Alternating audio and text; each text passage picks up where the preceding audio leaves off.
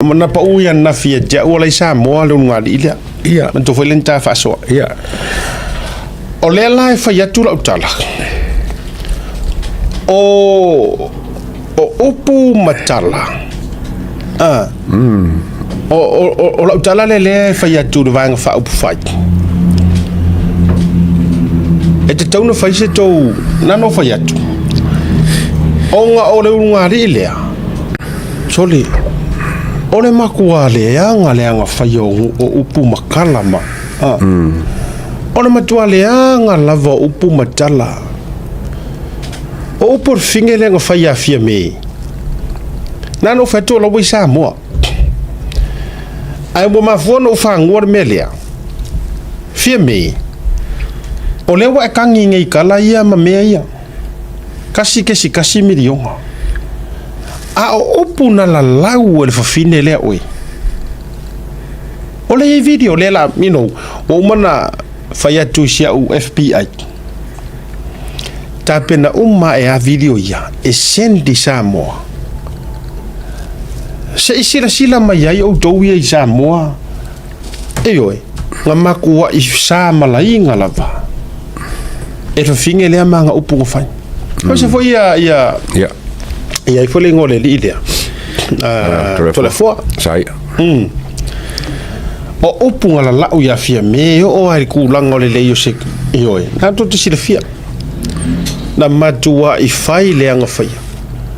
al me le te fai tu wai ale mingoi male ai fo se nga ruenga wala ngai le fa pe no nofo o tele lo le finga sa fai ye longo langa ye ko mesinga pe nga mawa me foi le ki nga ringi se kangi ya ka fia lungo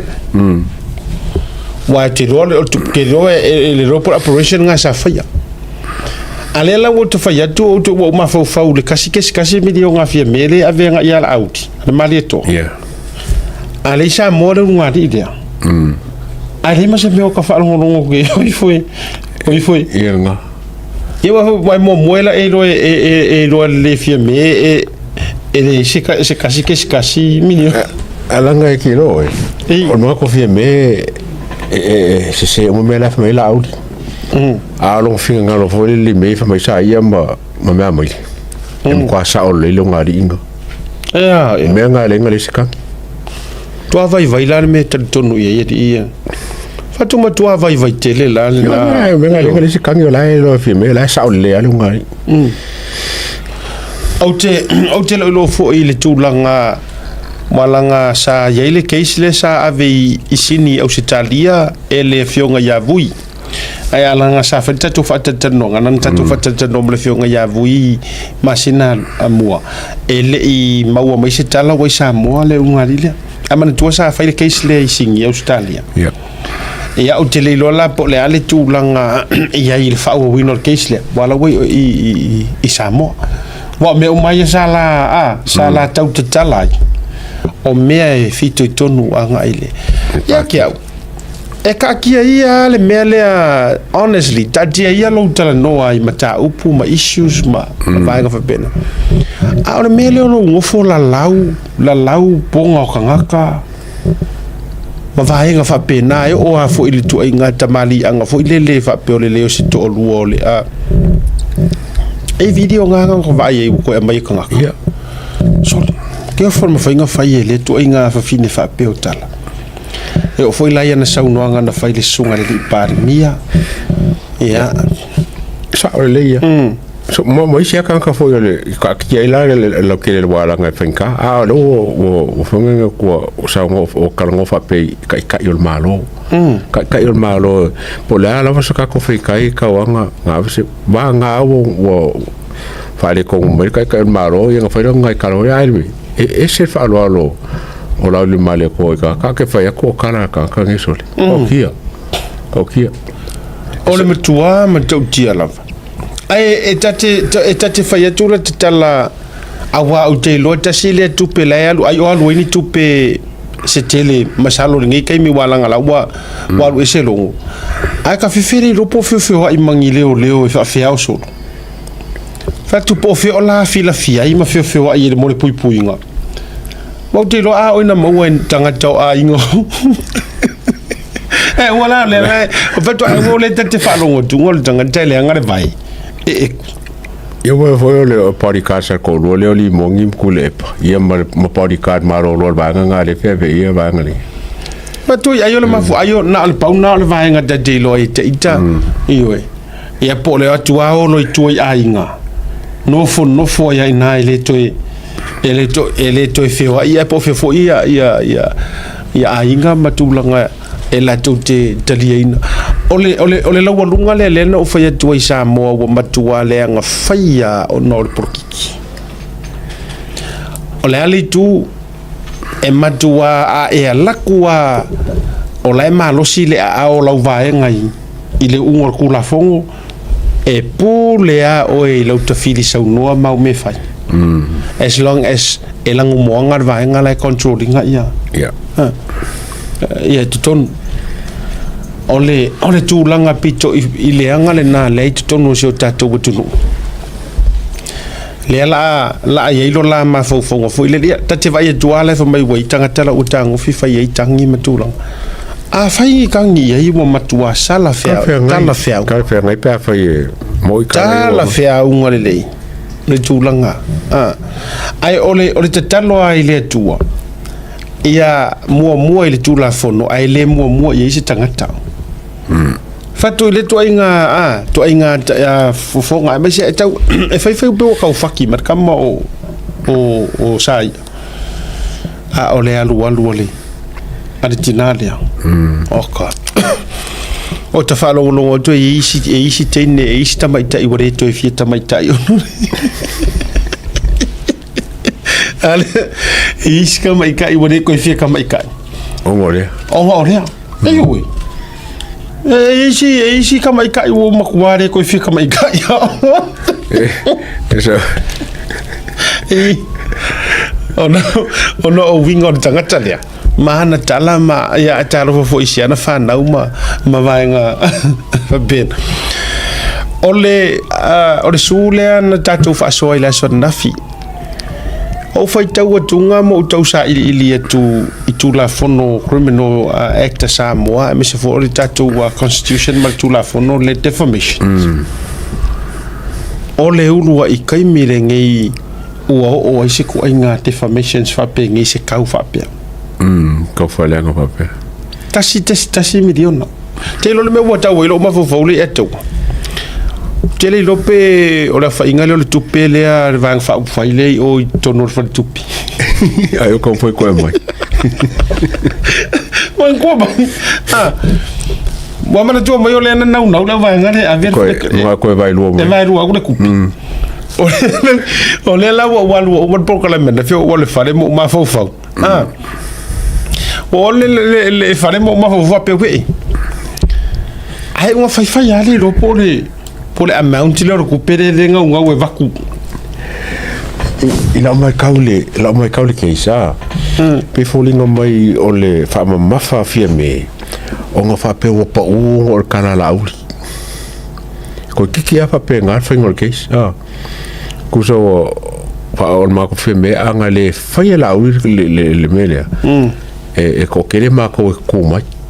ia manga ia fo ia kuso fala kuso ila nga mai kaun mele fai so ia ka la ia pe ia kau ese la makangole o fangangole ole su a so longa winga pe ese fo pe ese ngoka ese por pese Lai nando to fai atu oka o la sol iro kawo keisi isi ko kongi tau keisi isi le tate vai to mato keisi era ka kargo ke le ngumelo mo pikin lo ko ole la te va yatu le yatu ole o va yatu to e falling mai wale o avea le tula wale o avea se tangi fa al tula fono mo se jail time le o to va yatu falling mai wale o avea ile criminal law ona mele o yai o pe alo o vai tungo le o averi tula fo le civil suit le demand ile compensations la ngam tole no fa tona nafi o le kula fongo le o la ua lulunga fa criminal loa Samoa mana tua le ua wharipui i tangata man kuala e wharipui kolu o le kolu kausa ia wa toru masina toru masina fa wharipui il tūlanga na lena mo ngā whailenga iska mo king whai popo e le miri o ngā so palola o se koru masinga e pe o lai o e pe tutongi nā mau a le la ua whai i o le ua pingi pe o le private prosecutor le mere ua whai ai onga ua le ilongo o inga whaki au e le se counter sue whai le me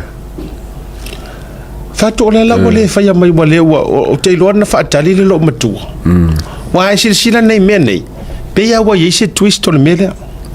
wa fai ua mao pe fōringa mai ua whai vai a kunga mea na venga ia mana tua la le a taua sa iai le article le na au mai e observer mua te umaka koko su e whale leia se i kuma voi longor ka media watch le o toi mana tua ai a mau e se sia vange i lunga le na wha au mai e le article wha pea o la ua i lima o leo pe ua ta oto i leo se tangi a fia mei e whaasanga i le li pārimia pe e o so mare mea lea le ka pengat paroka or probably right after the paroka ale wa rua ia rua ale o saunga wa private ana ana mi ngona tal lo winga no me ka ka penga ku no e tongi ko kongu ya lo at the end mai lo mara ka kifa folo mai molo ai ko sa kongi enga e serar ka ngakara sa fai me ko kongu ko sa tongi tunga ile ai wa outgoing ka malo pel ara usa fai me marko ingo sa mi ko kongu af masanga ai ko dia na so ka kule pel nga bifto foi markange pel lena ora mali e sa mo e ko ale fia da vai nga ile mama wanga ku ngola ko korospisi re wo walo lo te mantua ola na fai lo ma ya na ave na ave leo mana tuana ya ile fai le article na tusi mar observer o le o faila le complain ar mena le wo so mai mangwele yo so mai nga fi o mo mai observer mai le media resap mai le media resap ya be fa press release mai foi le mai ngor tangi ale la wo to jilo o le wo faila le personal lawyer ngoinga it's a private prosecution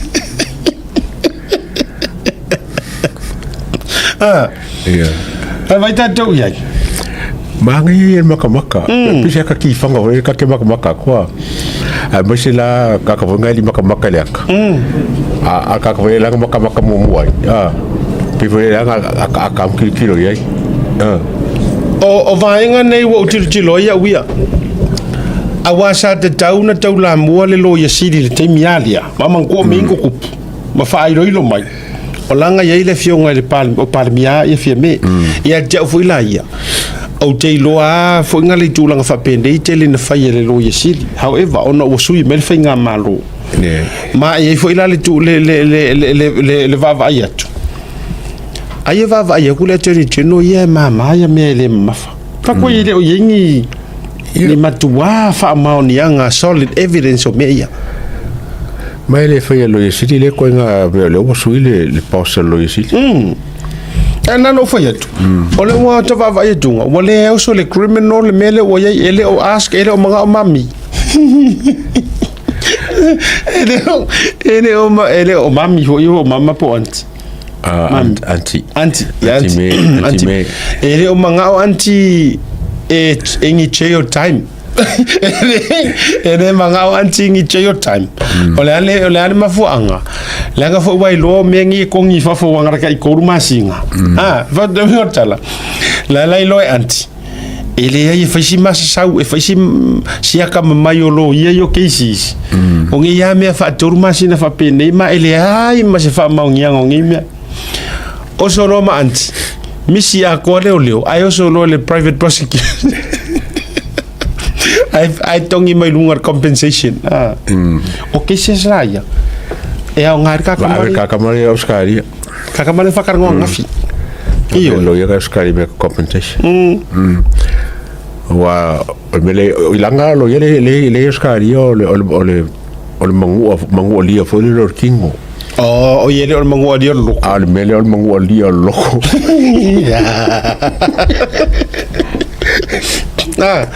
betuai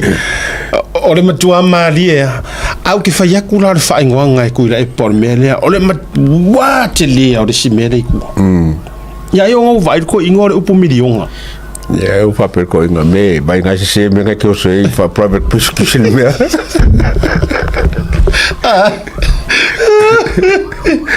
ana simia ana fa pe me anu ese mai peol o le sikaka le la so ngile anu ese mai rofo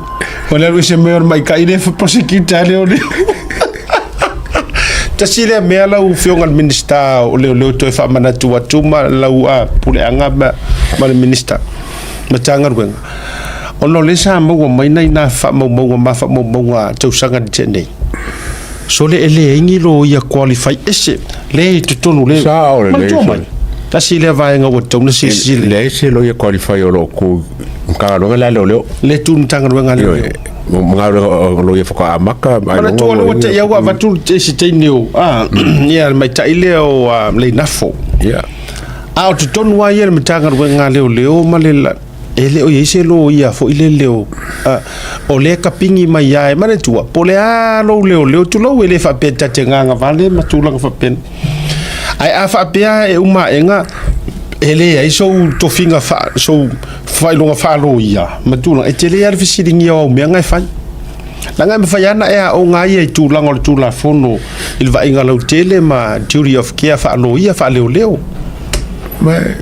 cosa pe fa un lo ia le scala che le o se lo ia per le scala como e che perché ka be se case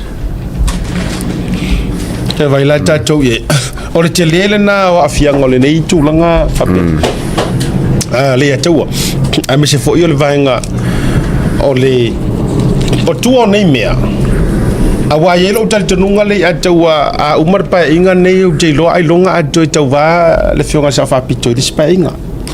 ni ai le langa no mga on milionga le to gero sanga retirement la yo fa me kan ka la fa longa mo ka ma la wala mo ka po ko su me fa umai o ya kai no kala le mai o no ya lo no ya alo ngana na le lo po tau mo faini na iva nga ya ai o lo winga e fa tu le tu fa msalanga de va ngola via fisa mo mala fa fonga mo wa o fe tu o pata tu o nei mea le u fa mani no mai tu le pola na jo la sipa inga nei ya o fanga fo er ko inga ya fa ku mo winga ya yel taita bota ilo o ne ya mea onai o panor ko inga ina ia nga wolo fai le vanga fa ufai aku mau winga pialang kai ka mau te lo ai ule tawa e kai aku le pa fa umar pa ingi no e kai aku le pa langa makuar ko inga mero foi o fika style le kamaro la foi la na le laina mai mo for time yo se o di le o mai ka u fa nga mai o mai e ka nga fa aku le pa mo ri ia ele to ya o ye foi le to te ta ai ka si ko ya lu lai wo lo nga ile to ya lu tu le pa ile le si pa inga yo ya pa inga la cosa lai o la